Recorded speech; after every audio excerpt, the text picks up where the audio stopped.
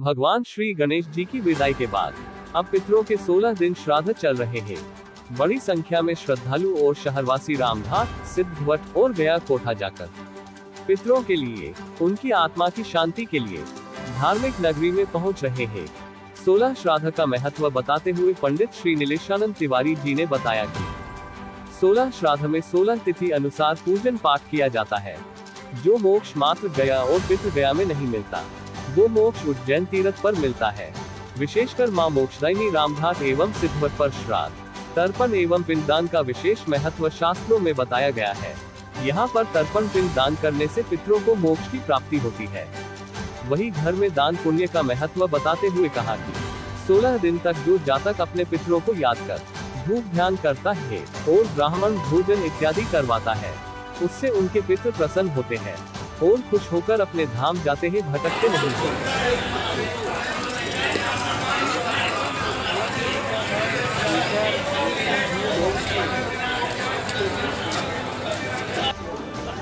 जी बताएं, श्राद्ध पक्ष चल रहे हैं, दूर दूर से यहाँ पर श्रद्धालु तर्पण पिंड दान करने के लिए आते हैं, क्या महत्व है इसके? देखिए, पूर्णिमा से प्रारंभ होकर के सर्व पितृ मोक्ष अमावस्या पे इसकी समाप्ति होती है श्राद्ध पक्ष का। और श्राद्ध पक्ष में अपने पितरों को तिलांजलि देना, तर्पण करना, पिंड करना, इसका अपना बड़ा महत्व होता है।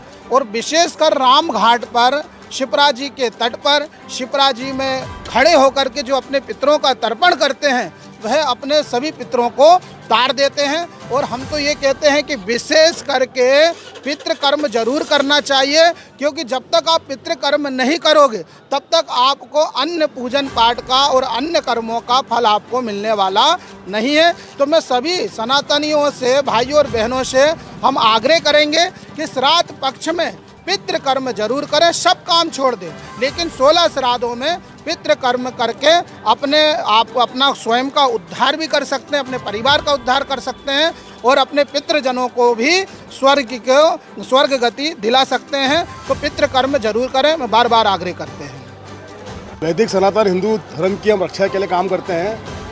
प्रत्येक साल हिंदू आदि संगठन के माध्यम से मोक्षदायिनी शिप्रा के पावन तट पर, आरती द्वार पर हम लोग 16 दिन ही, जो जिन लोगों को हमने आँख से देखा नहीं, कान से सुना नहीं, और हमारे मित्रगण, हमारे पशु पक्षी, हमारे झाड़ पेड़, कई प्रकार की गलतियाँ किसी लोगों से हो जाती है, हमसे हो जाती है, तो हमारे द्वारा 16 दिन पंडित जी के माध्यम से तर्पण का कार्य किया जाता है।